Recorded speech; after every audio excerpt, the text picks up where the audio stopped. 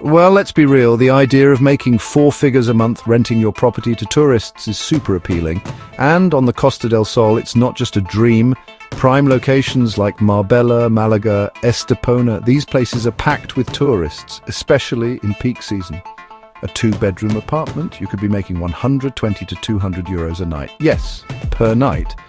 Do the math, and if you're fully booked for a month, that's 3,600 to 6,000 euros. But hold on a second before you jump headfirst into Airbnb. Those numbers can plummet during the off-season. We're talking occupancy rates as low as 30%. And then there's the paperwork. Local regulations often require a tourist license, which isn't just a quick process. We're talking up to 2,000 euros and months of waiting. And don't forget about those pesky management fees. Expect to pay 15 to 25% of your earnings just to keep things running smoothly. Now let's switch gears and talk about long-term rentals. It doesn't have the same get-rich-quick vibe as Airbnb, but trust me, there's a lot to love about this approach. First off, predictability. Imagine knowing exactly how much rent you're going to receive every month, rain or shine, peak season or not. A two-bedroom apartment in a desirable area like Malaga or Fuengirola can easily rent for 1,200 to 1,800 euros a month.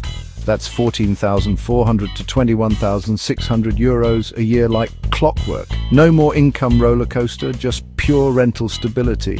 And with that stability comes peace of mind when it comes to budgeting. You know exactly what's coming in, which makes it much easier to plan your finances.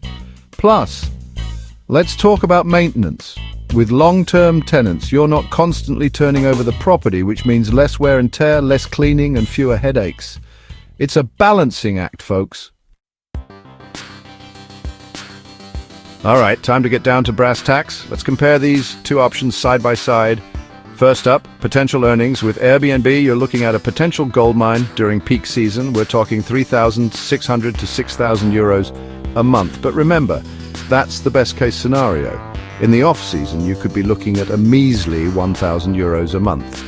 Long-term rentals, on the other hand, offer stability. You can count on that 14,400 to 21,600 euros a year, no matter what the tourists are doing. So what's the verdict? It all comes down to your risk tolerance and how much time and effort you're willing to put in.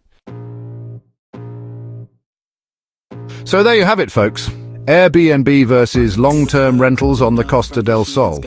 Do you like the high-risk, high-reward life, willing to put in the work for those peak season profits? Airbnb might be your thing.